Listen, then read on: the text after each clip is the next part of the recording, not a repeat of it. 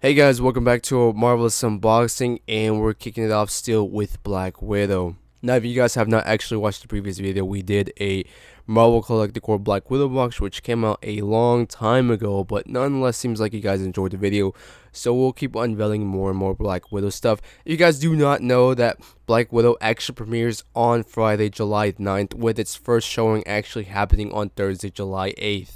I'm very excited. Personally, I've waited about a year for it, and I'm more so excited to actually explore the whole environment of Black Widow. These are characters that we've previously never seen before, such as TaskMaster. We've actually seen some characters that they have unveiled in the actual trailer, like General Ross, but a lot of them we have never seen before, and I think one of the most that I'm anticipating the most has to be Taskmaster. Taking a quick look at the actual window of the box, this character has a lot, and I mean a lot of accessories. Now this we can fully call a Marvel Legends. So if you guys are not familiar with the comics or familiar with the Marvel Avengers game that did feature Taskmaster, Taskmaster has the ability to mimic enemies' moves, and I think that is very cool. And let's not forget, of course, of the actual Build-A-Figure. We actually get a Build-A-Figure in this series, unlike the one we previously did. And in this series, we have Crimson Dynamo. I personally have no opinion who this character is. It looks like some sort of robot. I should probably Google him, but up to this point, I haven't really dove into it yet. So that's enough of this. Let's actually go ahead and unbox this character. Diving deep in the actual accessories, you can see we actually have a whole magnitude of things to actually pick from. Unlike the other ones that we actually had before, those ones had a little bit of options that you could actually maneuver here and there, but this all in all has a whole lot to pick from. Starting off with the sword, I think it looks great. The orange seems to be an iconic color throughout most of accessories, and of course throughout his costume. It's pretty long. It's about as long as my finger. I don't know how long my finger is, but it's flexible. It doesn't really seem to stay in one way. It seems to revert back, but at least it's flexible. It's not made out of plastic. It's not gonna be easy to break at all. So you also have a little handle right there, so it might be so his fingers actually go in and it's being able to hold up. Alright, and next up we have the shield. Now the shield and the sword seem to always go together. Usually when we have the shield, we kind of always see a look of the sword, and I think it's kind of symbolic really why we have a shield. The Red Guardian does as well, and the Red Guardian actually looks a lot like Captain America, so I don't know if there's any type of assimilation. Again, I'm not very knowledgeable about the lore behind Black Widow and the Red Guardian, so I'm very excited to find out. Again, it's just a very simple shield, very rounded, and we take a quick look at the back to see how it's actually held up. It has a weird maneuver to it. Doesn't really look like it does much, but it looks like this actually twists, so you might be able to do much more with it, given some different poses with it. So I kind of like that. It's pretty cool. Not just a stale old shield. Alright, and taking another look at one of the accessories, we have a cross, an arrow, and I think this looks great. No, this is not really pull back or actually has some sort of maneuver, but it looks like you can definitely insert this in here, and it doesn't really like you can pile it in there, but it does have some sort of adjustment to it. You can definitely pull it back a little bit. Unfortunately though, I'm sure if you put this on the character it would be much more difficult, but it looks great. I love how they put all these accessories into the character. It's amazing really how much accessories we have. We also get two pairs of hands, and they're a little bit different really. These ones look like witch hands, and it's a little bit weird. We can actually zoom in here, but we can definitely tell that they look very sharp, and they look, again, kind of weird like witch hands. These are another things or some sort of accessory that Taskmaster actually carries. He does have claws like Black Panther, so I don't know if there might be some mimicking there or not. T'Chaka maybe, who knows, or maybe it's just some sort of accessory that he got and maybe someone else got inspiration from this, but this also would also count as one of accessories in my book. And last but not least, we get another look at some other hands. Now again, these hands were supposed to be made to actually hold some of the things that we have. As you can see, they're both in some sort of open position. I'm not too sure about the other hands, but it looks like they might be fist hands to pose in some fighting stances as well. But this is what we have right here. Again, they have the same maneuvers as the other hands, just simple up and down. And this one looks like it's up and down as well. No surprise. But that's enough of the accessories. Let's actually go ahead and look at the character. Taking a much better look at the actual figure, we can definitely get some cool paint finishes that they did decide to do on the character. They look great, and it definitely helps give it some sort of metal finish to it. Of course, it's in no way metallic or any sort of way, things like that, but it definitely does help bring out that metal that he actually carries in the actual movie. We actually carry him off the stand and get a much closer look at him. I think he looks amazing. Again, a much closer look at the actual somewhat paint metallic metal finishes that they decide to do, and we have him really abundant throughout the character. They look amazing. We see it throughout his chest, through his abdomen, and his thighs. I don't really see so much on the actual back, but nonetheless they look great. We actually zoom in here and actually get to tell when the light actually reflects on it, it looks amazing. As far as his actual face goes, I know it's definitely metal, and you can definitely tell a little bit based on the skull. He is wearing some overtly sized sunglasses, but nonetheless he's very cool. As far as his actual head goes, this is non-removable. I thought initially that it was. We can actually get this to pop off. We can definitely tell that this is not removable. I already tried, unless this is hiding something from me, which I doubt it.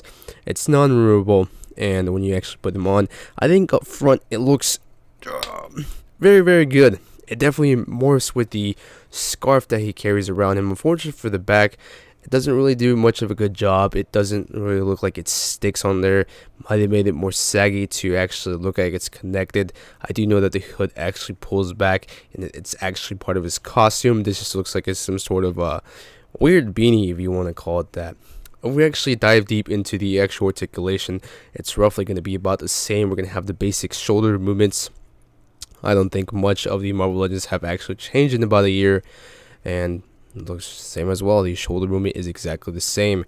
We have this little weird joint right here that allows the arm to actually twist 360, and I hate these sometimes because I can never get the arm right.